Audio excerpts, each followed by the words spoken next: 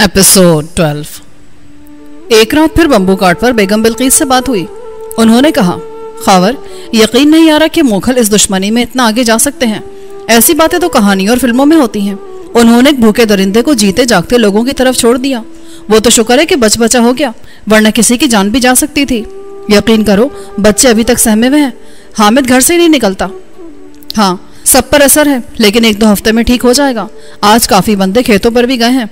SHO साहब भी बड़ा ताउन करे हैं।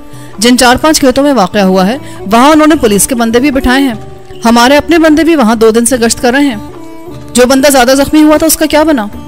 वो तो अब ठीक है। उसकी तरफ से रिपोर्ट भी दर्ज कराई गई है। कल शहर से डीएसपी साहब भी आए हुए थे। उन्होंने वड्डे मोखल को बड़ी सख्त वार्निंग दी है और कहा है कि आइंदा अगर ऐसा वाकया हुआ तो जानवर को मुतालिका महकमे के हवाले कर दिया जाएगा और जिम्मेदारों के खिलाफ सख्त कार्रवाई होगी।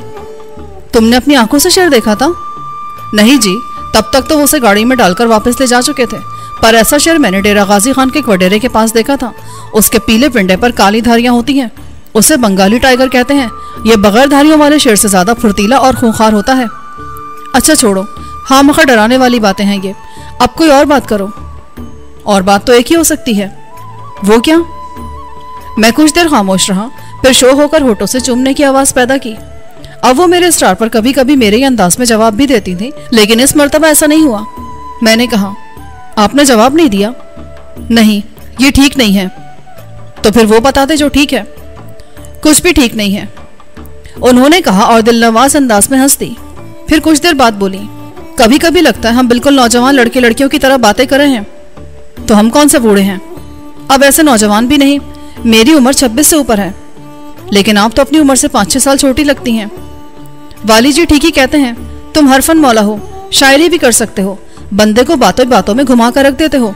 हामिद अक्सर तुम्हारे सुनाए हुए लतीफ और मजाकिया बातें मुझे और वाली जी को सुनाता रहता है।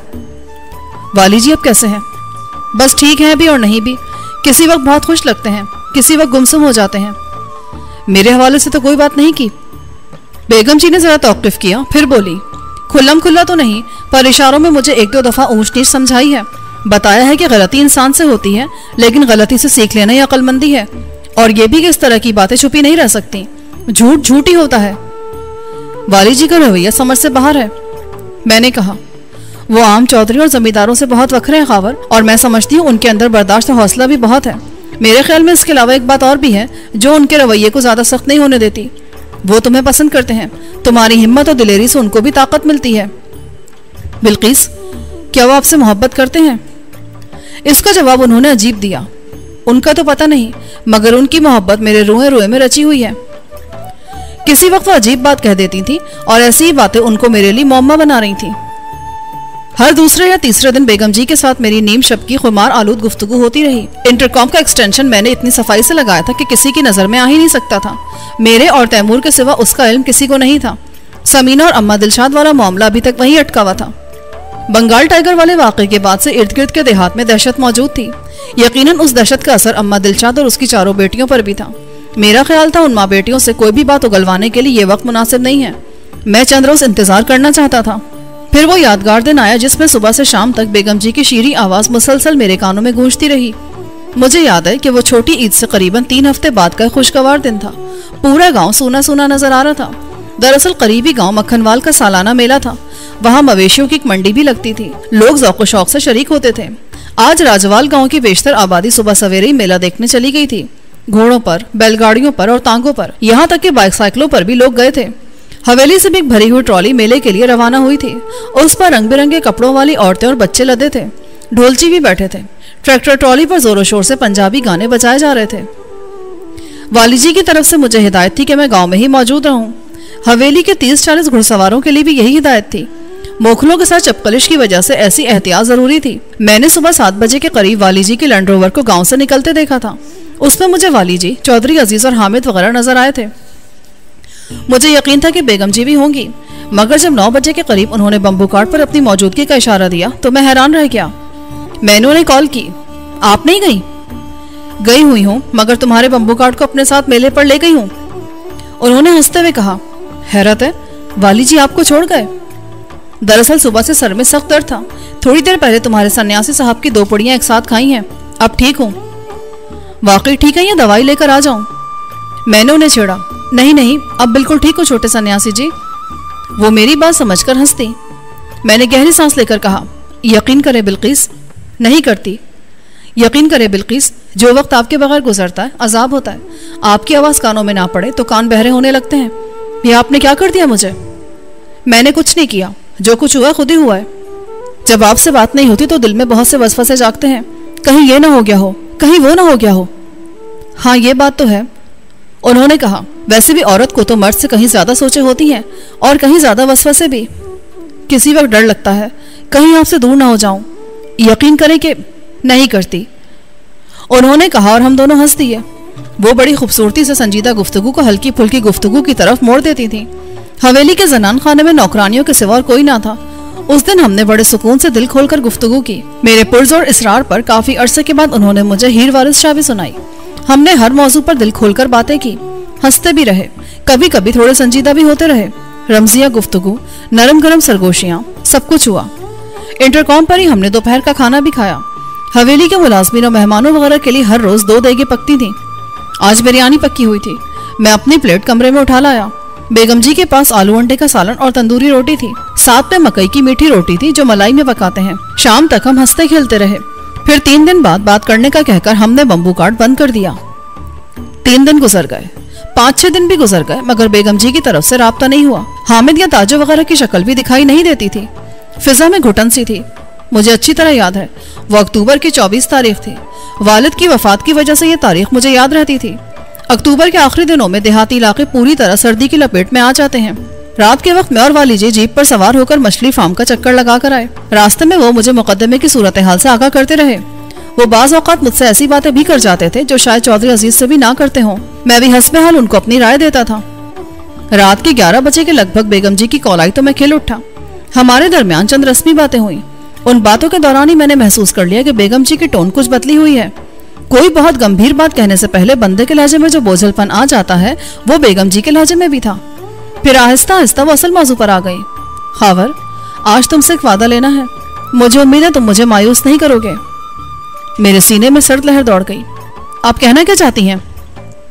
खावर, आगे चलकर हालात जो कुछ भी हो, मगर तुम वाली जी को तन्हा नहीं छोड़ोगे। उनके साथ तुम्हारा ताल्लुक इसी तरह कायम रहेगा। आप कहीं जा रही हैं?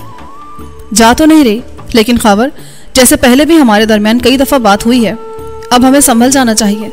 अगर नहीं संभलेंगे तो बहुत कुछ बर्बाद हो जाएगा और अब मुझ में और दुख सहने की हिम्मत नहीं है। मैं गहरी सांस लेकर रह गया। बात समझ में आ रही थी। बेगम जी की गुफ्तगू में पिछले दिनों से मौजूदा सूरत हाल का थोड़ा थोड़ा रंग मौजूद था। वो जैसे मुझे सूरत हाल के लिए जहनी तौर पर तैयार कर रही थी और अब सब कुछ खुलकर सामने आ गया था। अगले आधे पौन घंटे में हमारे दरमियान जो बातचीत हुई वो बड़ी दुख आमिस और बोझल थी। बेगम जी का लहजा बार बार भीग रहा था। मेरी आवाज भी बार बार भर्रा जाती थी। वो मुझसे कुर्बानी मांग रही थी और साथ ही ये शर्त भी लगा रही थी कि मैं वाली जी से अपने ताल्लुकात पूरी तरह बहाल रखूंगा। उनके साथ अपनी मोहब्बत में किसी तरह की कमी नहीं आने दूंगा। वो महसूस कर रही थी कि वाली जी साजिशों में घिरे हुए हैं। चौधरी अजीज का नाम लिए बगैर उन्होंने उसकी तरफ से भी अपनी बेतमिनानी का इजहार किया। मैंने कहा, मेरी ताकत तो आप है बिल्किस, आपके बगैर मैं कुछ नहीं हूँ। ये ताकत अब भी तुम्हारे साथ है खावर। हम एक दूसरे को अपनी दुआ में याद रखेंगे और ये जरूरी तो नहीं होता कि मोहब्बत में सब कुछ हासिल ही कर लिया जाए। एक दूसरे से दूर रहकर भी तो मोहब्बत हो सकती है ना। मुझे कई दिनों से एहसास हो रहा था कि हवेली के अंदर कुछ हो रहा है। आज वह एहसास दुरुस्त साबित हुआ था। मैंने महसूस कर लिया था कि वो फैसला कर चुकी हैं। उनको कायल करने की कोशिश में नाकामी और मायूसी के सिवा और कुछ हासिल नहीं होना था। इस मौके पर बावकार खामोशी ज्यादा मुनासिब थी। हमारी गुफ्तगू बोझल अंदाज में शुरू हुई थी और निहायत दुखी अंदाज में खत्म हुई। उन्होंने कहा था शायद वो एक बार फिर फोन करेंगी, लेकिन उन्होंने नहीं किया। जिस्म और रूह को कुचल देने वाला और बर्दाश्त को रेजा रेजा कर देने वाला हिजर का मौसम शुरू हो चुका था। उसकी तवालत का मुझे कुछ अंदाजा नहीं था और ना उसकी शिद्दत का। नई नई जुदाई थी, कुछ ज्यादा महसूस नहीं हो रही थी और दिल के किसी गोशे में ये रोशन उम्मीद भी मौजूद थी कि बेगम जी इतनी सख्त दिल नहीं हो सकती। वो जल्द ही अपने फैसले पर नजरसानी करेंगी और ठिठरी हुई रातों में आजकल खामोश रहने वाला बम्बू काट फिर से जाग जाएगा। मेरे कान रात को उस इकलौती बेल पर लगे रहते थे जो बेगम जी की तरफ से राब्ता करने का इशारा होती थी। एक ऐसे ही उदास शाम का जिक्र है। सूरज डूबते हल्की धुंध फैलना शुरू हो गई थी। रौनक अली से गपशप करने और बीमार मुंशी की बूढ़ी टांगे दबाने के बाद मैं अपने कमरे में आया ही था कि दरवाजे पर दस्तक हुई। सालार जी, एक औरत मिलने आई है जी आपसे। माली गुलाब बिन के बेटे गुलजार ने मुअद्दिब लहजे में कहा। कौन है? चलो ले आओ। चंद सेकंड बाद दरवाजा खुला और एक औरत नुमा लड़की अंदर आ गई। उसने अपना मुंह सर अच्छी तरह लपेट रखा था, सिर्फ उसकी आंखें नजर आती थीं। थोड़ी सी कोशिश के बाद मैंने उसे पहचान लिया। वो अम्मा दिलशाद की बड़ी बेटी शादा थी। उसका सारा वजूद हौले हौले लरस रहा था। मैंने उसे बैठने के लिए मोड़ा दिया। वो कुछ देर तक अपनी घबराहट पर काबू पाने की कोशिश करती रही, फिर दिलदोज आवाज में बोली, खावर साहब, समीना की मदद करे जी, वो बड़ी मुश्किल में है। उस मरन जो के पाशे ने उसे बुरी तरह फंसाया हुआ है। उसने मेरी बहन को कहीं का नहीं छोड़ना। फिर उसने एकदम रोना शुरू कर दिया। उसके रोने की आवाज बुलंद होती चली गई। मैंने उसे तसल्ली दी, देखो शादा, मैं तो कई दिन से तुम्हारा इंतजार कर रहा हूँ। तुमने मुझे मियाँ जी के कब्रिस्तान में बुलाया था और फिर बुलाकर भूल गई थी। मैं 2-3 दिन तक तुम्हें वहां देखता रहा। मैं आपसे बहुत शर्मिंदा हूँ जी। मैंने आना था पर मेरा हौसला नहीं पड़ा। वो शेर को खुला छोड़ देने वाला वाकया भी हो गया। उसके बाद तो मैं और डर गई। अब भी बड़ी मुश्किल से आई हूँ जी। यहाँ मेरी एक सहेली सुगरा है, कपड़े वगैरह सीती है। मेरी शादी के कपड़े भी वही सी रही है। मैं रात उसके पास रहकर सवेरे वापस चली जाऊंगी। बस अपने कपड़े देखने के बहाने आई हूँ। सहेली को पता है कि तुम मेरी तरफ आई हो? आहो जी, वो मेरी बड़ी गोड़ी सहेली है, किसी को नहीं बताएगी। लेकिन मैं ज्यादा देर आपके पास नहीं रुक सकती। बस जल्दी जल्दी आपको कुछ बताना चाहती हूँ। मैंने तुमसे पहले भी कहा था कि तुमने जो कुछ कहना है बेफिक्र होकर कहो। तुम जो बताओगी वो सिर्फ और सिर्फ मुझ तक रहेगा। शादा ने डरी नजरों से कमरे के दरवाजे की तरफ देखा। जाहिर है कि मैं कमरे के दरवाजे को अंदर से कुंडी नहीं लगा सकता था। मैंने उसे बस भेड़ दिया। दोनों तख्तों के दरमियान थोड़ी सी दरस थी, जिससे किसी वक्त ठंडी हवा का झोंका सा अंदर आ जाता था और कमरे की हरारत में गुम हो जाता था। वो आशिकबार लहजे में बोली, मैंने आपके बारे में बहुत सुना है जी। आपने मोखलों से टक्कर ली है और उन्हें सबक सिखाया है। ये बात भी मशहूर है कि आपने मछली फार्म पर अकेले ही मोखलों के 6-7 बंदों को मार भगाया। मैं मुंह पर आपकी तारीफ नहीं करना चाहती, लेकिन सच यही है कि यहाँ जागीर में सब आपको बहुत इज्जत देते हैं। सब लोगों ने आपसे बहुत उम्मीदें लगा ली हैं सालार साहब, और उनमें से एक मैं भी हूँ। पता नहीं क्यों मेरा दिल कहता है कि आप हमें इस बुरे चक्कर से निकाल सकते हैं जिसमें हम फंसे हुए हैं। आखिरी अल्फाज कहते कहते वो एक बार फिर ज़ारो कतार रोने लगी। तुम खुद ही कहती हो कि तुम्हारे पास वक्त कम है। अगर ये वक्त भी रोते हुए गुजार दोगी तो बात कब करोगी? कुछ देर तक हिचकियां लेने के बाद उसने खुद को संभाल लिया और पस्त लहजे में बोली, सालार साहब, मेरी छोटी बहन समीना का कोई कसूर नहीं। वो तो इतनी चंगी है कि मैं आपको बता नहीं सकती। असल कसूरवार मैं हूँ। मैं ही वो नसीबा सड़ी हूँ जिसकी वजह से समीना बर्बाद हो रही है। हम सब बर्बाद हो रहे हैं। सालार जी, किसी तरह मेरी बहन को बचा लें। वो बेमौत मारी जा रही है। वो मेरे ऊपर कुर्बान हो रही है। मुझे और मुझसे छोटी बहन को सुहागन देखने के लिए वो अपनी जिंदगी उजाड़ रही है, लेकिन उसकी इज्जत और जिंदगी के बदले में मैंने लाल जोड़ा नहीं पहनना। अगर जिंदगी उजड़नी है तो फिर मेरी उजड़े। वो बेगुनाह क्यों मारी जाए? बस मैंने सोच लिया है, मैंने ऐसा नहीं होने देना। तुम किस नाते से खुद को कसूरवार कह रही हो? मैं हर लिहाज से कसूरवार हूँ जी। ये सब मेरा ही किया धरा है। ये मैं ही नसीबा सड़ी थी जो सबसे पहले उस जानवर पाशा से मिली थी और फिर उसके जाल में फंसी थी। उस वक्त मुझे कुछ नहीं पता था कि ये पाशा कौन है, क्या करता है। ये मुझे खेतों में खरगोश पकड़ते हुए मिला था, साथ में इसका कुत्ता भी था। उसने मुझसे मीठी मीठी बातें की। बस उसी दिन से मेरी बदकिस्मती शुरू हो गई। तुम कहना चाहती हो कि तुमने पाशा से मिलना शुरू कर दिया? शादा ने नकाब को जरा सा ढीला करके हाथ की पुष्ट से आंसू पोंछे और बात जारी रखते हुए बोली, आपको पता ही है जी कि लड़कियों के रिश्ते मिलने कितने मुश्किल होते हैं, और फिर जब लड़की भी गरीब और आम शक्ल सूरत की हो तो माँ बाप का बोझ और बढ़ जाता है। हमारी बड़ी बहन भी शादी से पहले ही मर गई थी। उसकी उम्र 27-28 साल थी। मेरे साथ भी वही कुछ हो रहा था और मुझको अपने से ज्यादा अपनी छोटी बहनों की फिक्र थी। मैं ही बिन ब्याही रहती तो छोटियों की बारी कहाँ आना थी। अपनी तरफ से मैं होशियार बनी, सोचा अपनी बुढ़ी माँ का बोझ हल्का कर दूं। अगर मुंडा चंगा है और मुझको 2 वक्त की रोटी दे सकता है तो उसको अपने हाथ में कर दूं। उन दिनों मुझे उस कुत्ते की खसलत का कुछ पता नहीं था। वो दिन रात एक ही बात कहता था, मैं तुझसे ब्याह करना चाहता हूँ, तुझको रानी बनाकर रखना चाहता हूँ। हम किस्मत की मारी लड़कियों की यही कमजोरी होती है, एक छत और इज्जत की रोटी के लिए तरले लेती रहती हैं। कोई भी हो, कैसा भी हो, बेशक बाद में कुत्ते जैसा सलूक करे, पर 4 बंदों के साथ ब्याह कर ले जाए। वो बोल रही थी और उसकी चादर आंसुओं से तर होती जा रही थी। पाशा मुझको सबस बाग दिखाता रहा और मैं देखती रही। फिर मुझे पता चला वो तो मोखलों का रिश्तेदार है और हवेली में रहता है। उसकी बड़ी शान है और उसकी कई बातें मशहूर हैं। बेहतर था कि मैं उस वक्त ही समझ जाती कि मोखलों की हवेली में रहने वाला और लाखों में खेलने वाला मोखल पाशा मुझ जैसी आम शक्ल की लड़की को कहाँ ब्याह कर ले जाएगा। और मैं लड़की भी कहाँ थी, 26-27 साल की लड़की कहाँ होती है। पर मैं खुद को धोखा देती रही, पाशे के हर झूठ को आखिरी झूठ समझकर सहती रही। और फिर एक दिन सालार साहब वही हुआ जो मुझ जैसी लड़कियों के साथ होता है। शादा ने बड़ी हिम्मत करके बात मुकम्मल की और चेहरा छुपाकर सिसकियों से रोने लगी। 1-2 मिनट बाद उसके दिल का गुबार कुछ कम हुआ तो उसने तरबतर चेहरे के साथ मेरे सामने हाथ जोड़ दिए। पता नहीं क्यों मैं आपको सब कुछ बताती जा रही हूँ। अब मेरी और मेरी बहनों की रही सही इज्जत आपके हाथ में है। अगर ये बातें फैल गई तो हम बहनों के पास मौत को गले लगाने के सिवा और कोई रास्ता नहीं रहेगा। हम चारों की कब्रें बन जाएंगी सालार जी। मैंने उसे तसल्ली दी और कहा कि अगर उसने मुझ पर इतना भरोसा किया है तो अब इतना ही बड़ा दिल भी रखे। ये समझे वो जो कुछ मुझे बता रही है अपने किसी बाप या भाई को बता रही है। मेरे इज़हार हमदर्दी ने उसे और भी बिलखने पर मजबूर कर दिया। उसने आगे झुककर दोनों कोहनियां अपने घुटनों पर टिकाई और चेहरा हाथों में छुपा लिया। अंगीठी की सुर्ख रोशनी उसके बाएं हाथ की सस्ती सी चांदी की अंगूठी पर पड़ रही थी। वो दिलदोज आवाज में बोली, मेरे साथ बड़ी ज्यादती हुई है सालार साहब, बड़ी ज्यादती हुई है। पाशे ने मुझे कहीं का नहीं छोड़ा। उसने मेरी तस्वीरें भी उतारी थी। वो तस्वीरें उसके पास है, अब भी उसके पास है। वो उन तस्वीरों की धमकियां देता है, मुझे हर जगह नशर करने का कहता है। उसने हमें ऐसे जाल में जकड़ा हुआ है कि कभी कभी लगता है मरने के सिवा कोई चारा नहीं रहा। तुमने खुद देखी है वो तस्वीरें? उसने इस बात में सर हिला दिया। क्या तुम ये कहना चाहती हो कि उन तस्वीरों की वजह से ही अब समीना मोखल पाशा के पास फंसी हुई है?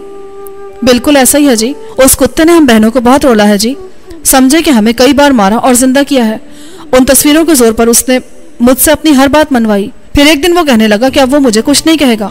अब मैं आज़ादी से रह सकती हूँ और मुझे तस्वीरों के बारे में भी फिक्रमंद होने की कोई लोड़ नहीं, क्योंकि वो सब उसने फाड़ कर जला दी हैं। और ये सब कुछ उसने इसलिए किया है कि वो वाकई मुझसे मोहब्बत करता है।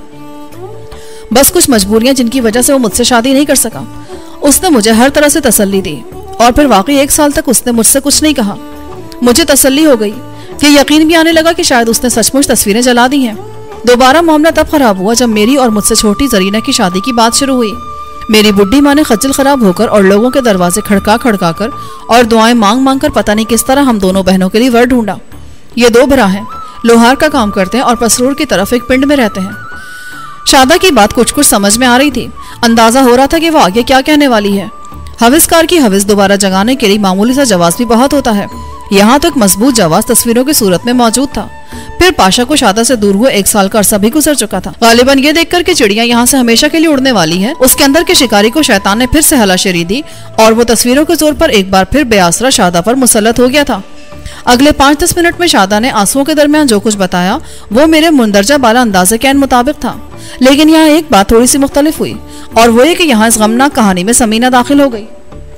शादा ने दिलदोज लहजे में कहा, मैं समझती हूँ जी कि समीना हम चारों बहनों में सबसे ज्यादा समझदार और हमदर्द है।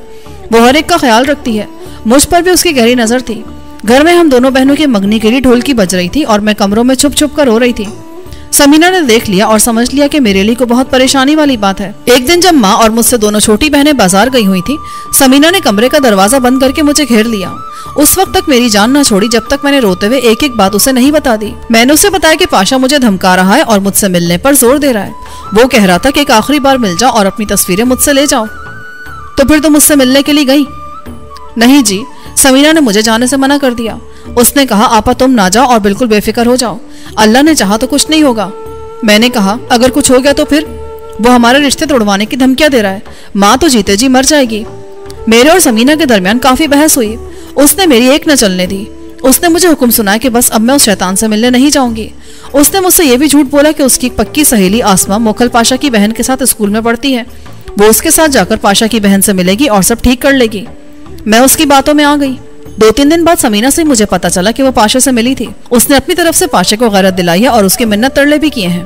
उसने वादा किया कि 1-2 दिन तक वो तस्वीरें और उसके नेगेटिव वापस कर देगा। मैं समीना से पूछती ही रही कि वो पाशा की बहन से मिली भी है या नहीं। उसने मेरी उन बातों का गोलमोल जवाब दिया। 6-7 दिन बाद वो तस्वीरें वापस ले आई। ये सारी तस्वीरें नहीं थी और उनके नेगेटिव भी नहीं थे। समीना ने मुझे तसल्ली दी कि नेगेटिव पाशा के एक दोस्त के पास है और वो गुजरांवाला गया हुआ है। जैसे ही वो वापस आया बाकी तस्वीरें और नेगेटिव भी मिल जाएंगे।